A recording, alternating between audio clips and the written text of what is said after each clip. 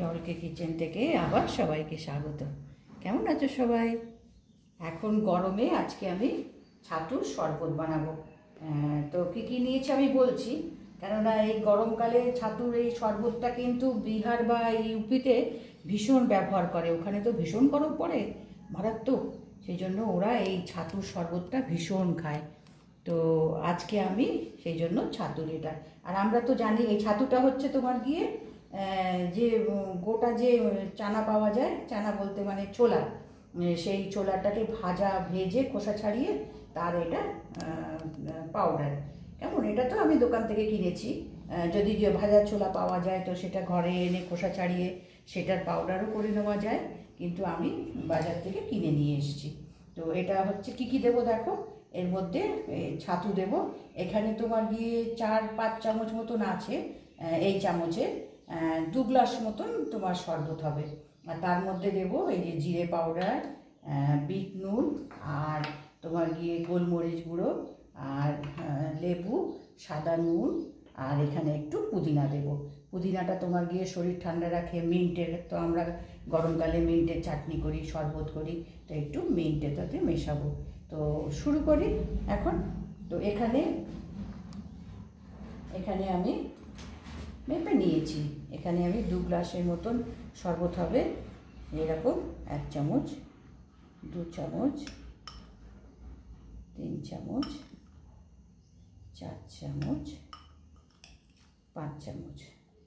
কেমন, মানে 2 গ্লাস শরবত হয়ে যাবে। তারপরে যারা মানে যতজন খাবে সেই অনুযায়ী তোমার ইয়েটা নিতে হবে, ছাতুটা, ছাতু ইয়েটা, হ্যাঁ এটা ছাতু নিতে হবে। এইটারই কাঁচা পাউডার করলে হচ্ছে বেসন, আর তোমার গিয়ে যেহেতু এটা ভেজে করা সেই জন্য এটা ছাতু, একটা আলাদা সুন্দর এর গন্ধ হয়, ভাজা একটা ভালো গন্ধ হয়। আচ্ছা, এটা হচ্ছে বিট নুনটা টেস্ট আনে এবং শরীরের পক্ষে ভালো, সেই জন্য এখানে বিট নুন অবশ্যই দিতে হবে। এখানে বিট নুন,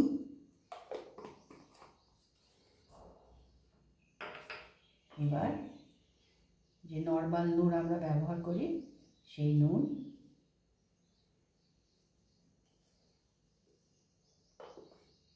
গোলমরিচ গুঁড়ো,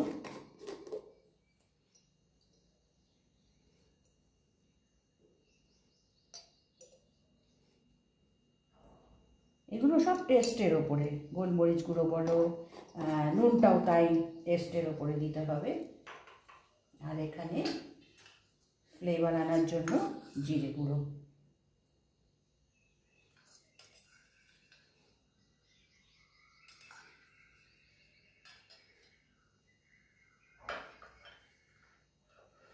আর আমি এখানে একদম চিল্ড জল দিচ্ছি।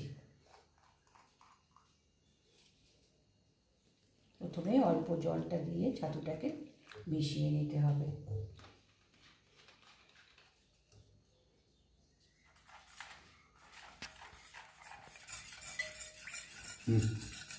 এবার এটাকে ভালো করে মিশিয়ে নিয়েছি। এর মধ্যে আমি একটু পুদিনা পাতা হাত দিয়ে ছিঁড়ে দিলাম। পুদিনাটাও তোমার শরীর ঠান্ডা রাখে, গরমকালে খাওয়া ভালো, সেই জন্য একটু পুদিনা দিলাম। আর এর মধ্যে দেব লেবুর রস।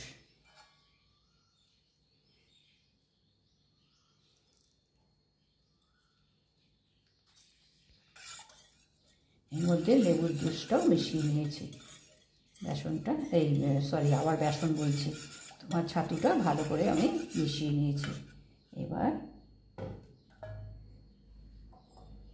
আমার মনে হয় যা বানিয়েছি 1 গ্লাসই হবে।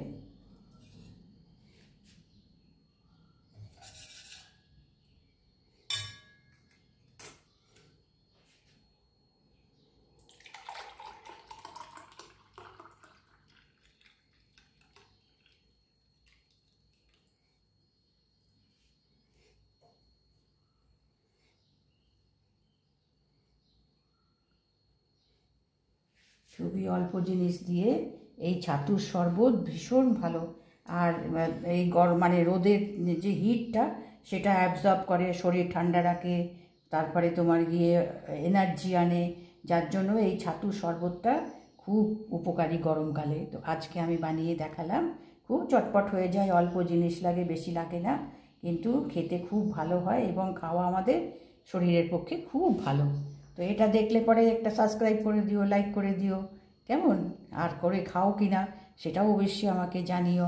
তো আজকে আমি এটা করে দেখালাম।